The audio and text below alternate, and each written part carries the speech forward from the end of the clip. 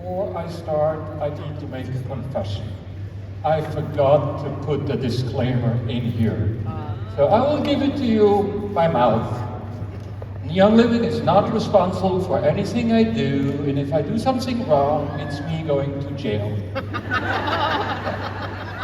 And I'm going to use that non-existing slide that you can now read to advertise my workshop at 5 o'clock in the ballroom. We're going to talk about more discoveries.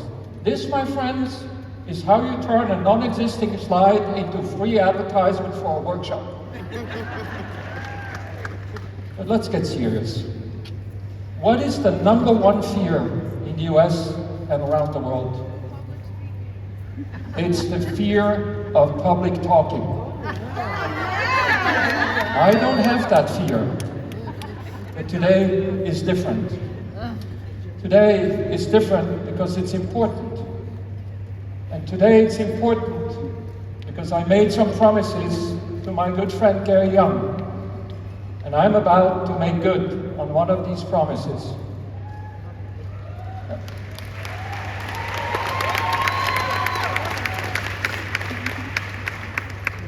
Gary said, Ollie, the day might come when I might not be around anymore and you might still be around. And the scientific discoveries will explode.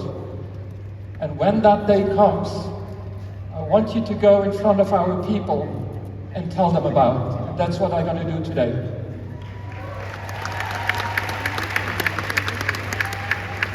Gary Young, the one who had the vision, the one who started it together with Mary. So, why do you think that today's research has exploded when it comes to aromatherapy, to the essential oils, to the smell? Because we had a pandemic, and basically millions of people lost the sense of smell and the sense of taste. And so all over the world, researchers were racing and spending money to figure out what's going on. And within 3 to 4 years, we have gained a huge, huge amount of knowledge that I'm about to share with you. And I'm going to start with something that I always have to tell people. This is what Gary often told you. You don't have access exactly to understand an essential oil. Once you use it, your body will know what to do with it. So if you say something like that to a guy like me, this is what happens. I need to understand, I need to read. And at that time, there was nothing about that. So it was just Gary's vision, it was his gut feel, it was his knowing. And I challenged him on that and he just laughed at me. So let's see if he was right. In order to do that, I need to walk you through this wonderful world of scents. You know that the average person can smell at least 10,000 different smells, and some of the experts think today it might be even 1 million different scents. The sense of smell is the only sense, besides touching, vision, temperature, all these things, that goes directly to your memory and emotions.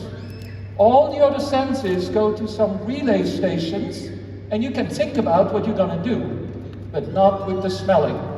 The smelling goes right to your emotion and memory. And this is when you walk into a bakery and you smell an apple cake, it immediately, for me, reminds me of my grandma. I don't have time to think about it. I see her right there, because I have no time to think. I mean, this is so important, right? So the sense of smell is the most important one of all your senses. But I want to explain to you a little bit how it really works, because most people don't really know yet. And I want to start with a scientific paper that reads more like poetry to me than science. And I want you to read this with me. I'm not going to read it off to not make a mistake. Each scent consists of thousands of possible molecules, each molecule with many different properties, and each property another dimension of the olfactory or smell stimulus. And of course that goes all around the brain to different parts. But just reading that will tell you this is a huge amount of stuff that goes on when you smell. So when we look at olfactory receptors, olfactation means in Latin, smelling. And the receptor is like a keyhole. When you get the right key, you put it in the right keyhole, the door either opens or closes. So if you take the right key, like lavender, and you put it in the lavender hole or the lavender receptor, something will happen. And you are born, believe it or not, with 20 million olfactory receptors in your nose. 20 million, every single one of you. Some of these receptors are just for one smell, some of them for more. And all that information goes from the nose to a little piece we call the olfactory bulb, and then back into the brain, to different places. So this is an olfactory receptors. The right side, that is a little bit more white, that's how scientists like to look at it. We're going to look at the black stuff, right? You see a blue and a pink. These are receptors. On the blue one, the first one, the yellow arrow, shows the kind of nothing, because that receptor has not been excited yet. Let's say it's a lemon receptor. There has been no lemon scent. But as soon lemon comes into the nose, it turns from blue to that purple one or pink one, and you see what happens in the middle, where you have the yellow arrow? You have a hole. And we scientists call this hole a channel. And when that channel opens, we have electrolytes that go in and out through that channel. And as you know, electrolytes have an electric charge. An electric charge that will go back and forth and will bring a disbalance on the electricity of the smell. And when that disbalance happened, your scent, a chemical signal, now turns into an electric signal that can go into the brain. And now you know the secret how a chemical signal turns into an electric signal. And Gary always said, oils, there's something with electricity, there's something with an electric charge, but we never really knew. Well, here it is. You cannot smell without these electric charges. So in my mind, that's one for Gary and a big fat zero for all the naysayers.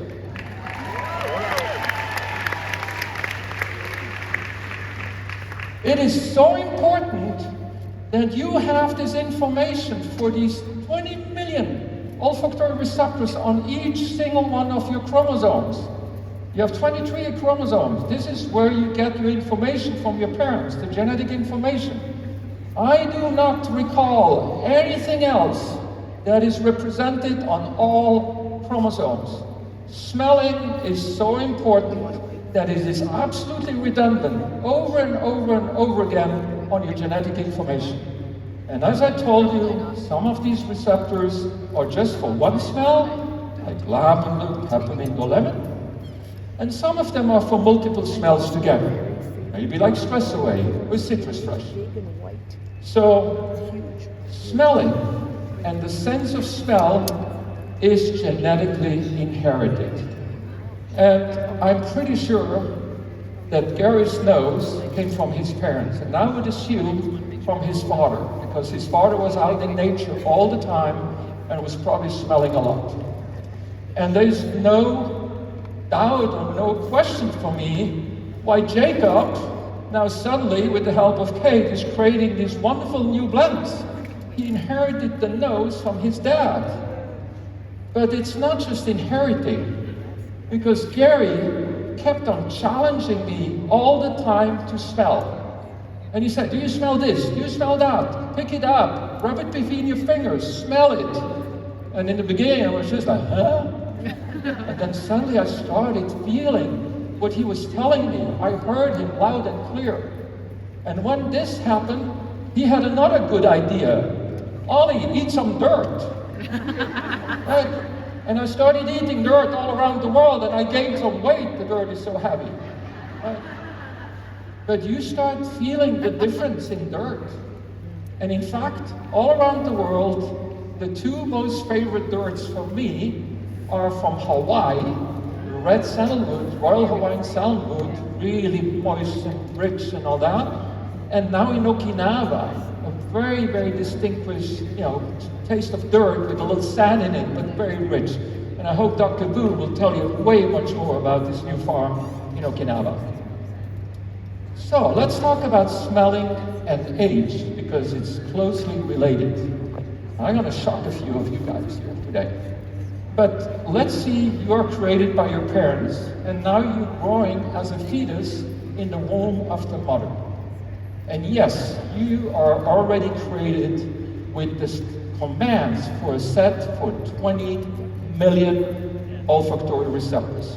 So around week 10 to 12, when you're in the womb of the mother, you start developing these. They start coming and they start training.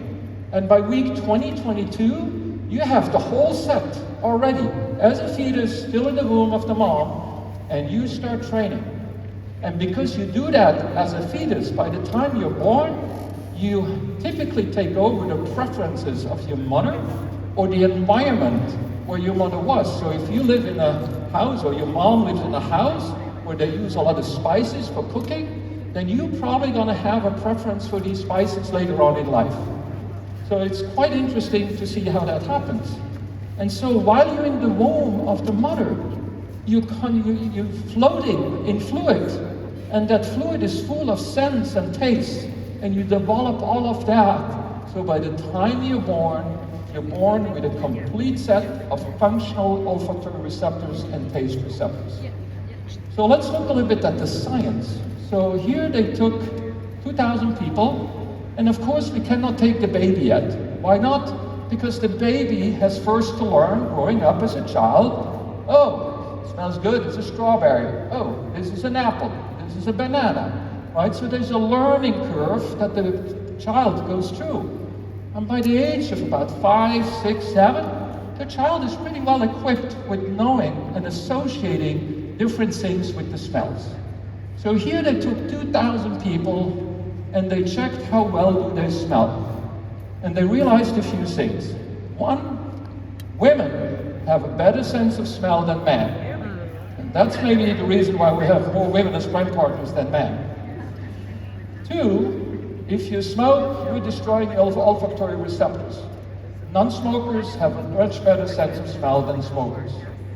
And now, the bad news is, when you reach 50, the age of 50, it goes down. And by the time you're about 65 to 80, half the people are losing the sense of smell. And by the time you're 85, 3 out of 4 are really losing the sense of smell. Now you may say, all right, we don't smell these flowers that well anymore, no big deal. It's a huge deal. Why? I'll show you here the apparatus where you smell, and then you see the curve next to it. On the axis going up, that's the amount of correct smelling you do. On the horizontal line below is the age. And you see they start testing kids around 4 or 5 years old, and then it goes up until you're a teenager.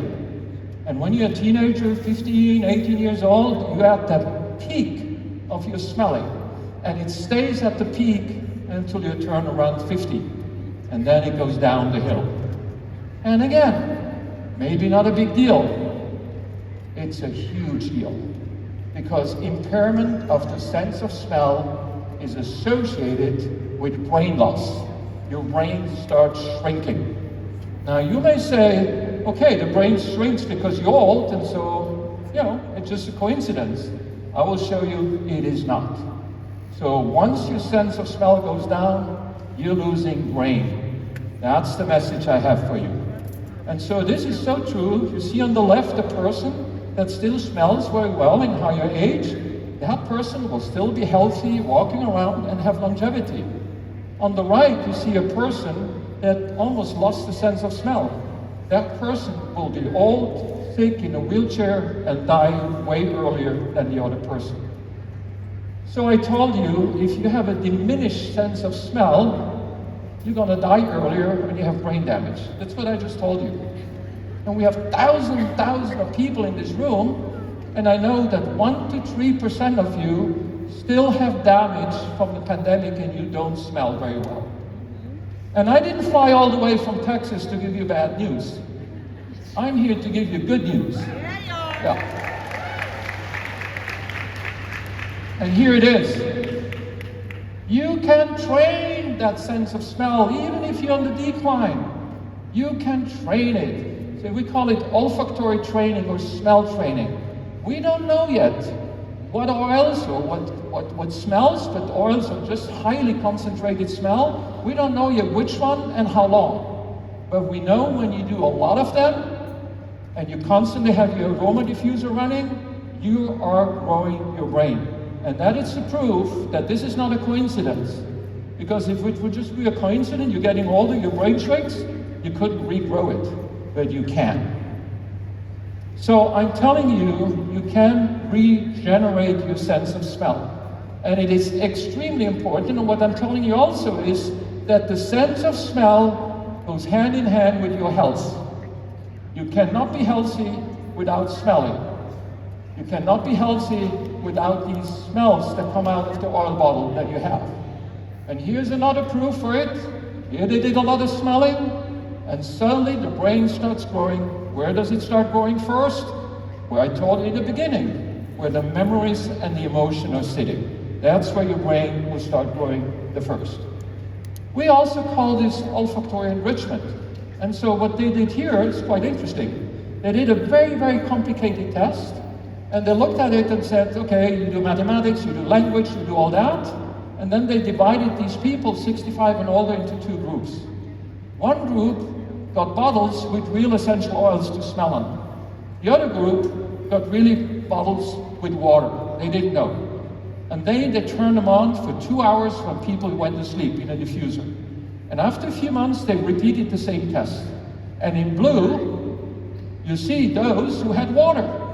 They continued to decline mentally and health-wise. And in red, you see those who had real oils in their aroma diffuser. They gave them 7 different oils for 7 nights. It didn't really matter. It just mattered that you smelled. It's another proof that we really can improve the sense of smell. Again, they went even more extreme. Here they took patients with dementia who had no idea what was going on, and they gave them 40 different bottles to smell. Half the people had an oil in it, an essential oil, half the people had water in it. And the results were highly significant. Those with essential oils had way better brain processing, way better smell recognition, and significant reduction in depression. Depression is a problem when people get older. It has to do with sense of smell. So, that's the last kind of thing I tell you about this one. It's just to prove, even statistics show, when your sense of smell is not good, you're going to die earlier from any kind of a disease. Doesn't even matter.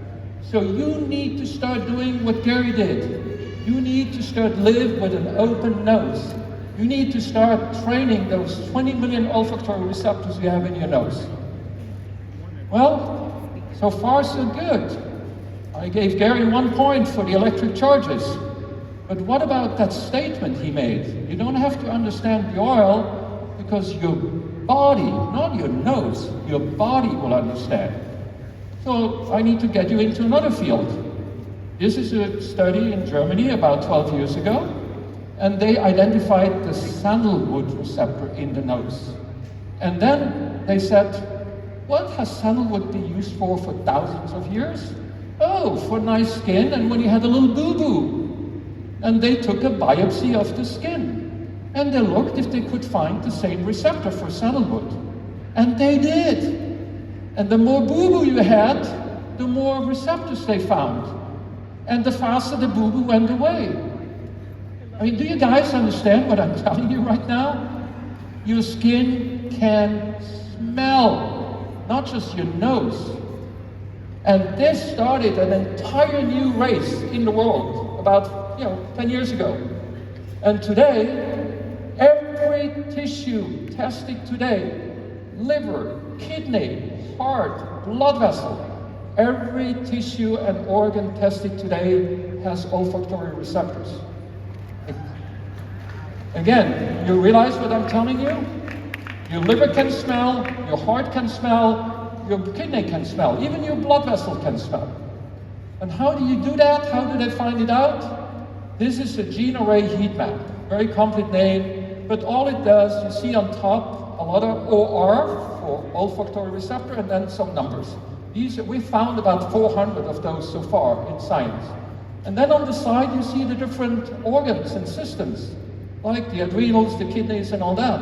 And the darker the blue, the more of that receptor you have in that organ. And this is what's happening around the world. We are now identifying all these smell receptors in the different organs.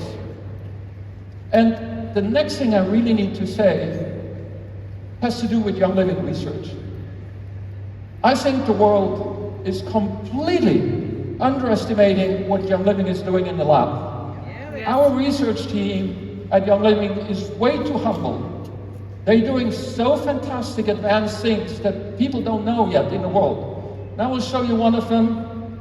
This is a Young Living research. It's a gene array heat map, like you just saw. And thank you, Dr. Wu. He did that study in Japan. And thank you, Mark Bartlett, for letting me use that. And I hope Dr. Wu will tell you much more about these kind of things. But instead of taking biopsies of tissues, that's not what we do here at Young Living. But we have essential oils. And so they took lavender and they put it over that gene array, and the darker the spot, the more likely you're going to find that receptor somewhere in the body. And when you think about what lavender is doing, I think lavender is pretty good for your skin. So I bet you're going to find one of those 3 receptors in your skin. What else does lavender do? Well, it makes you a little more quiet, right? It helps you sleep. So I'm pretty sure you can find 1 or 2 of these 3 receptors in your brain. And that's really totally advanced research. And who else but Young Living would do something like that? Because the research institutions don't have all these essential oils. So, like they did with the sandalwood in the nose and then in the skin, the next step for us is to really look at where do we find all these olfactory receptors, and then we need someone like Young Living to bring the other piece of the puzzle so we can solve the riddle and know what we're going to do in the future. It's a completely new way of thinking. It's a new way that involves natures and smelling. It's the next frontier in medicine and biology. Because imagine, once we figure out what smell we need to bring to the heart or to the kidney, imagine the possibilities, and imagine how we're going to change medicine. So for me, as a physician, we have made the big mistake that we always look, for example, at the liver, right? And you have liver problems, you go to a liver specialist. He does nothing else but liver. So as a holistic doctor, I stepped back and I looked at the liver together with the kidney and the heart and everything else. But knowing what I know today, I stepped back one more time because I need to look at the liver together with nature and all the smells that nature has gifted us, and that Gary started taking out of nature, extracting and gifting it to us. And so the next frontier in medicine and biology, make no mistake, will be with smelling, will have to do with smell. Yeah.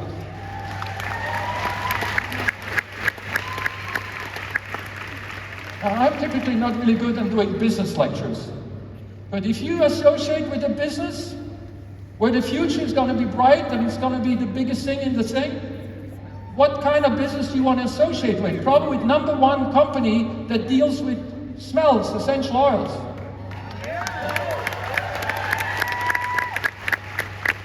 And after having shown you everything, there should be no doubt in your mind anymore that smelling, aromatherapy, essential oils, the scents go hand in hand with health.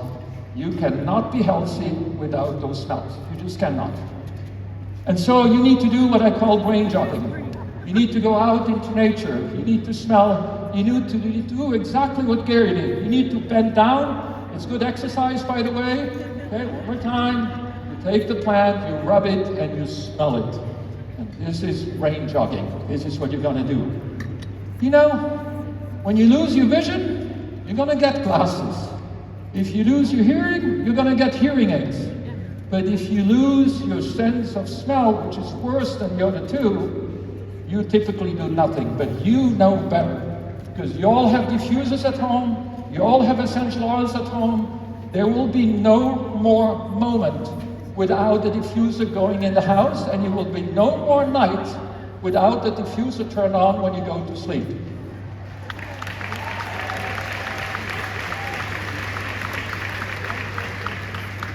So we come full circle. Remember, we started this way. It said, a scientific mystery, question mark, question mark. Well, it's a scientific mystery no more. Because now you know that your organs can smell. So you don't have to understand the essential oil. You have to use it. The organs in your body, not just the nose, will know what to do with it. And I will just give you one example from the very recent research. We found, the researchers who do that, 4 olfactory receptors on the heart. And they looked at diabetic patients. And diabetic patients have too much sugar in the blood, which means they metabolize fats in a different way. They get different fatty acids. And some of these fatty acids are very rancid. They smell bad. And one of the receptors in the heart can smell that rancid smell, and when it does, the heart gets weaker. This is one of the reasons why diabetic patients have more problems with heart disease and things like that. Just to tell you, it has to do with smell. So with that said, I really want to thank Gary for what he started together with Mary to get here. Thank you so much.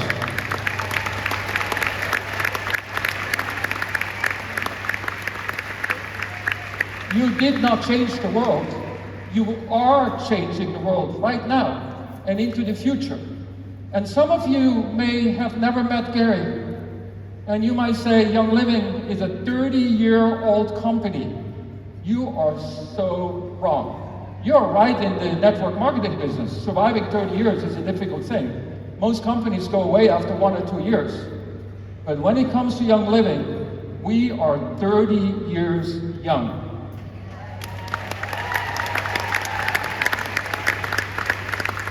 When Mary and Gary started with their vision, pioneering, every single one in this room right now is a pioneer. And your children and children's children will talk about you, that you have been there in the very first beginning of the essential oil movement that lasted about 30 years so far, but will go for hundreds of years.